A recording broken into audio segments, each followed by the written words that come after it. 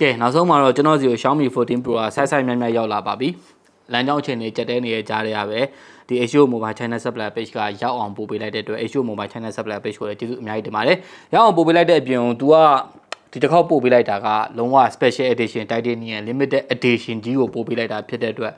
ဒါမကြည့်ရသေးဘူးဆိုရင်တော့ဘာပြောကျွန်တော်နဲ့တူတူရင်ခုန်လို့ရပါတယ်ဆိုတော့ထုံးစံတိုင်းပဲကျွန်တော်ဒီနေ့ဗီဒီယိုအတွက် review နဲ့ကူညီပေးတာတော့ HO Mobile China Supplier Page ကနေပြီးကူညီပေးတာပါဒီမျိုး non activated ဖုန်းတွေကိုကိုကသုံးဖို့အတွက်မှာယူချင်တာပဲဖြစ်ဖြစ်ဒါမှမဟုတ်တစ်ဆင့်ပြန်လဲရောင်းချချင်တာပဲဖြစ်ဖြစ်ကျွန်တော် caption မှာတက်တွဲပေးထားတဲ့ HO Mobile China Supplier Page မှာတောက်ရောက်မိမြန်စုံစမ်းမှာယူအပ်ပြီးလို့ရပါတယ်ဆိုတော့ကိုလည်းဒီနေ့ကနေပြီးတော့ကျွန်တော်အသိပေးပါတယ်ဒီလိုမျိုးကျွန်တော်တို့ review တွေကူညီပေးတဲ့အတွက် review video တွေကြည့်လို့ရတယ်အဲ့လိုမျိုးကြည့်ချင်တယ်ဆိုရင်တော့လည်းဒီလိုမျိုး review တွေကူညီပေးတဲ့ဆိုင်မှာအားပေးဖို့လည်းကျွန်တော်ဒီနေ့ကနေပြီးတော့ထပ်ဆင့်တိုက်တွန်းချင်ပါတယ်ဒီကောင်လေးဆိုတော်တော်လေးကိုခက်ခဲနဲ့ရောက်လာပါတော့တည့်ရတိုင်းပဲလမ်းကြောင်းချင်းတွေကမကောင်းတော့ဆိုတော့ပြောနေရကြပါရဲ့ကျွန်တော်လည်းစောင့်နေရအကြာကြီးဖြစ်တဲ့အတွက် unboxing လေးလုပ်ပါမယ်ကျွန်တော် non activated version ဖြစ်တဲ့အတွက်ဘာမှအများကြီးဓာတ်ရည်နဲ့ဖောက်စရာမလိုပါဘူးဒီနေ့ကနေပြီးတော့ဆွဲလိုက်အောင်ပါပဲဆိုတော့ဓာတ်သုံးစရာမလိုဘူးပေါ့နော်titanium လေးကိုဆွဲကြည့်အောင် Xiaomi ဘူးတွေကနည်းနည်းကြက်တယ်ဗျာတခြားဖုန်းတွေကိုဖောက်ရတာလေအမလေး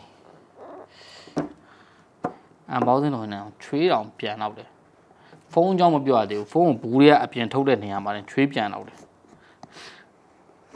ကဲကို engineer ဝတ်လိုက်ကားတဲ့ Xiaomi တဲ့ Titanium Edition ဆိုတဲ့အတိုင်းပဲဒါကတော့ကျွန်တော်တို့16GB RAM 1TB version ပေါ့နော်这是因为风的龙我也不要，他说厂里老多么淡嘛，说然后地嘛爸爸嘞，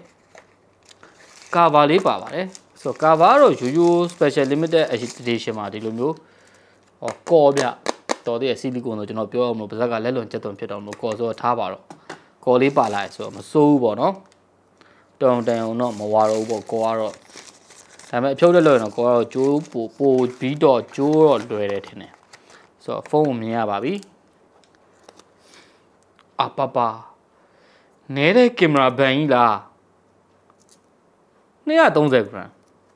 没听到呢，那天嘛，阿拉阿爷没理你。完全的我，插件搭巴拉巴嘞，比如ကျွန်တော်တို့type B 2 type C အသွင်းတို့တချို့ပါလာပါတယ်ဆိုတော့ flagship phone တွေမှာအသွင်းသုံးထည့်ပေးတာကျွန်တော်တို့ခုနောက်ပိုင်းနည်းနည်းနည်းလာပြီပေါ့နော်ဆိုတော့ဒီထဲမှာတရုတ် brand တွေမနှုတ်ထွက်သွားတာပဲကျေးဇူးတင်ပါတယ်ဆိုတော့ဖုန်းလေးကိုကြည့်ပါမယ် Titanium Edition ဖြစ်တဲ့အတွက်ဒီနားမှာလုံးဝလိမ်မွန်အောင်ကွတ်ထားတာတွေကတော့လှတယ်ဟာခုနကပေါ့ရထင်တာတကယ်လည်းကန်ကြည့်ရလဲအရင်ရောမပေါ့တော့မပေါ့နေဘူးထူးဆန်းတာလေ iPhone တွေမှာ Titanium frame ကိုသုံးပေးလိုက်တဲ့အတွက်ဖုန်းကပို့ပြီးတော့ weight short သွားနိုင်တယ် Xiaomi ကကြတော့ပြောင်းပြန်သူက Titanium Edition ကရိုးရိုး Edition နဲ့7 gram ပိုလေးတယ်ဆိုတော့ဒါကတော့ကျွန်တော်အကောင့်မှာလည်းတင်ပေးဘူးပါတယ်ဝါအယောင်ကတော့ကျွန်တော်ဒီဘူးအယောင်ပဲပေါ့နော်အောက်ခံအယောင်သုံးလိုက်တာအောင်ကျွန်တော်မှားဝိုက်လာမသိဘာလို့လဲဆိုတော့ဒီအယောင်ဖုန်းနဲ့အယောင်တိတ်မကွဲဘူးဖြစ်တယ်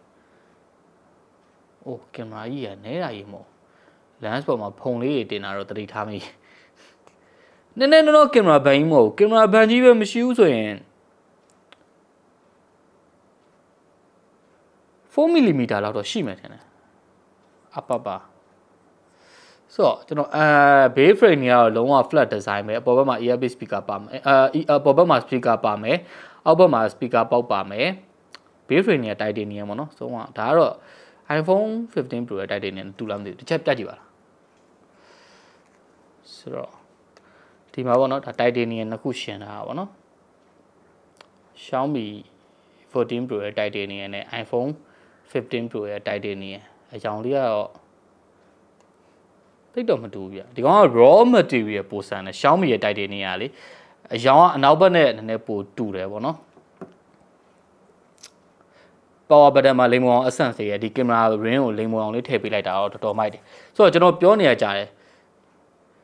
ကျွန်တော် display ကိုလေအရန် curve မှထင်တာဒီလားအရန်မ curve ဘူးဒီလားဘေးဘက်ဟို frame ကနေပြီးတော့နည်းနည်းလေးထွက်တယ်ဆိုရင်လေးပဲ curve လေးပဲရှိတာမစိုးဘူးပဲ ဒီK တော့ဖြစ်တယ်ဒီ Xiaomi 14ခုနက K series အကြောင်းရိုက်တာကို K ကိုပါဇက်ကဆွဲနေဒီ Xiaomi 14 Pro ကကျွန်တော်ထင်တာတော်နည်းနည်းလေးပိုလှရယ်ကင်မရာဘန်ကြီးအရန်ထွက်နေတာကလွှဲရင်လက်ခံပေးလို့ရတယ်ဗျာသူ့ရဲ့ပုံစံကလေဟို look တစ်ခု signature တစ်ခုရတယ်ဗျာ Xiaomi phone မှာတန်းသီးရဲ့ signature တစ်ခုရတယ်ဒါပေမဲ့ကင်မရာဘန်ကတော့နည်းနည်းကင်မရာဘန်ကြီးမဟုတ်ဒီမှာကဲ HyperOS ကိုကျွန်တော်စပြီးတော့ကျွန်တော်တို့ဆိုရင်တော့ first time setup လုပ်ကြည့်ရပါတော့ဆိုတော့ဒီမှာ language ရွေးလိုက်မယ်ဒါတော့ network တွေဘာတော့မထည့်တော့ဘူးเนาะကျွန်တော်ဒီ step တွေအကုန်လုံးကတော့ဒါကျွန်တော်တို့ MIUI ကို setup လုပ်ခဲ့ရတဲ့ step တွေနဲ့အကုန်လုံးအတူတူပါပဲဟိုသူ assist ရအောင်လဲ Xiaomi Mi E ကိုပဲသုံးထားရပါတော့ AI လို့ခေါ်မလား E လို့ခေါ်မလားမသိဘူး full screen gesture တင်အောင်မယ်ဒီ setup တွေအကုန်လုံးကတော့အတူတူပဲပေါ့နော်တခုသတိထားမိရဲ့ဒီမှာ gesture ဆွဲလိုက်ရင်လည်းသတိထားမိရပါတော့သူဒီဘေးဘက်က cap လေးလုပ်ပေးထားတာလေဖုန်းကို gesture ဆွဲရတာပိုကောင်းတယ်ပြီးတော့ဒီဘေးဘက်ပတ်စဲ side ပတ်စဲတော်တော်လေးပါတာပဲတန်း okay ဝါ3000 nits ရှိရ brightness ပေါ့နော်ဒါဒီလောက်ထိတင်လို့ဒါ3000 nits တော့မဖြစ်သွားဘူးပေါ့နော်သိအောင်ပြောပြတာဆိုတော့တင်ကြည့်လိုက်တာဘယ်လောက်ထိလင်းမလဲသိချင်လို့ဆို okay ဆိုတော့လောလောဆယ်မှာဒီ notification control panel ကတော့အများကြီးအပြောင်းလဲတော့ကျွန်တော်မတွေ့ရဘူးပြီးတော့ဒီမှာ display ဓာတ်မှုထားတာကျွန်တော်ဒီ high on flicker ရထားနေမှာဆိုလို့ထားတာဗောနော်ဆိုတော့ကျွန်တော်ဒီမှာ resolution ကိုသူက WQHD Full HD Plus ဆိုတော့ 2K ကိုထားလိုက်မယ်ပြီးတော့ refresh ကိုကျွန်တော်တို့ဒီမှာ custom 120 Hz ဆိုတော့ဒါ ADP ကိုသုံးမယ်ဆို ADP ကိုပါအတွက်ကျွန်တော်တို့ default ကိုပို့ပြီးသုံးတယ်ဗောနော် ADP ကိုဆိုသူ high refresh ကနေ lowest refresh ရှိသူသွားနိုင်တယ် adjust လုပ်ပေးနိုင်တယ်ဆိုတော့ okay အဲ့တော့ display လေးရတယ်မစိုးဘူးဆိုတာတော်တော်ကောင်းပါတယ်တော်တော်ကောင်းပါတယ်လက်ကစပြီးတော့ဖုန်းကန်တဲ့နေရာမှာလေကင်မရာဘက်ကိုထောက်တာလေးဖြစ်လာဆိုတော့ကင်မရာလေးစမ်းကြည့်အောင်ဗျာကင်မရာဘယ်လောက်ထိကျန်းလဲဗောနော် agree okay location access require hello fresh and vibrant and natural and realistic ကျွန်တော် fresh and natural ပဲထားလိုက်တော့မှာနော်ဒီမှာ okay အဲ့မှာ portrait ကိုမှသူက damn bro ဒီမှာပြချင်လို့ဟွာဟို share ကြီးပဲကင်မရာတော်တော်ကောင်းတာပဲ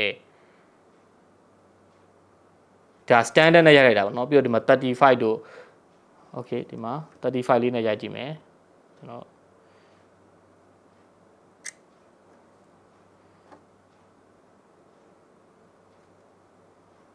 processing တော်တော်မြန်တယ်ဗျနောက်ထပ်သတိထားမိတဲ့ချက်ကလေ50 mm okay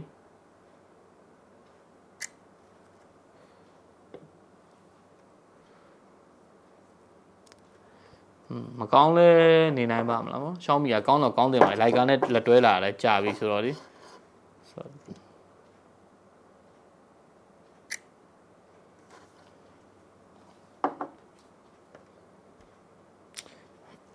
ကင်မရာမစိုးဘူးပေါ့နော်မစိုးရမဟုတ်ကောင်းတယ် display လည်းကောင်းတယ်ကင်မရာလည်းကောင်းတယ်အဓိကတော့သူ့မှာသတင်းတွေထွက်နေရဲ့ဒီ Snapdragon 8 Gen 3ကပူတယ်ဆိုတဲ့အချက်ပေါ့နော်တကယ်ပဲပူပါလားဘယ်လောက်ထိ online ဖြစ်လဲကျွန်တော် benchmark တွေဘာညာတိုင်းပြီးတော့ review ကြရင်တော့အဲ့ဒါတွေအကုန်လုံးပြောပြသွားမယ်ဆိုတော့ RAM က 16GB တော့ virtual RAM 6GB နဲ့ထပ်ပေါင်းတာရ 24GB ပေါ့နော် 1TB version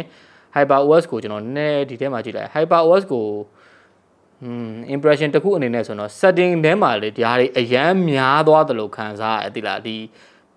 လို့ရတဲ့ဟာတွေအများကြီးဖြစ်နေတယ်လို့ခံစားရတယ်။မွားစာနည်းနည်းကျဲနေတယ်လို့မျိုးပဲ။ဥပမာပြ wallpaper ရန်ဒီမှာ personalization ကိုတစ်ခုထားထားရပါတော့။အဲ့ဒါ MIUI ထဲကဗျဒီမှာ lock screen ကတစ်ခုရှိရပြီးတော့ဒီမှာ display setting ကတစ်ခုရှိရဆိုတော့ဒီဟာတွေအကုန်လုံး display ဆိုတဲ့ category အောက်ထဲထည့်လိုက်မယ်ဆိုရင်တော်တော်ကြီးကိုရှင်းသွားမှာပေါ့နော်။ဆိုတော့ဒါကျွန်တော်ရဲ့ personal preference တွေပြောပြနေတာပါတခြားလူတွေနဲ့တူချင်မှတူလိမ့်မယ်။တချို့တွေကကျတော့ setting နဲ့ဝင်လိုက်တာနဲ့အမြန်ပြင်နေမယ်။ဒါပေမဲ့ကျွန်တော်က setting နဲ့ဝင်လိုက်ရင်ဒီလိုကြီးရှုပ်နေတာတော့တိတ်တော့သဘောမကျဘူး။သို့တော့ ဒီ Hyper OS ကကျွန်တော်အခုမှ first time unboxing လုပ်ပြီးကန်ကြည့်ရဖြစ်တဲ့တော့ဘယ်လောက်ထိ smooth ဖြစ်လာပြီလဲဘယ်လောက်ထိချောမွေ့လာပြီလဲဘယ်လောက်ထိသုံးလို့ကောင်းလဲဆိုတာတော့ကျွန်တော်စောင့်ကြည့်အောင်ပါဗောနော်ဆိုတော့ဒီမှာဟိုနေကတော့ထုံးစံတိုင်းပဲတရုတ်စာ China version ဖြစ်တဲ့အတွက်တရုတ်ဘာညာကတော့မဆာကျဲနေတုံးပဲဗောနော်ဆိုတော့ပြီးတော့ဒီမှာကျွန်တော် detail inspect ထဲဝင်လိုက်မယ်ဒီမှာကျွန်တော်တို့တော့ Snapdragon 8 Gen 3နဲ့လာမယ် Snapdragon 8 Gen 3တော့မသုံးတော့ဘူးเนาะ Octa Core Maximum 3.3 GHz ပေါ့เนาะဆိုတော့ battery ဘက်မှာ 4880 mAh နောက်ပြီးတော့တခြား120W ဒါတွေကတော့ပြောကြမလို့ဆိုတော့ကန်ရတဲ့ hand feeling လေးတယ်ကိတ်တယ်မိုက်တယ်ဆိုတော့ cover လေးတစ်ချက်တက်ကြည့်လိုက်ပြီးရင်ကျွန်တော်ဗီဒီယိုလေးအမ်းပါမယ်ကော cover ဖြစ်တဲ့အတွက်တက်ရတာနည်းနည်းလေးကြက်ပါတယ်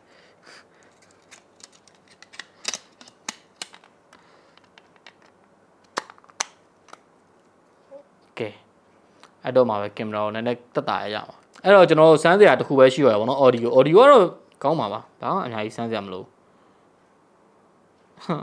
တရုပ်စာတိုင်းကွက်နင်းရပြီဟာကြောက်ပါဦးWindows copyright ဟိုနေကြောင့်ကျွန်တော် Windows လေးပဲစမ်းပြရတီးခံခွင့်လို့နားလဲပေးပါ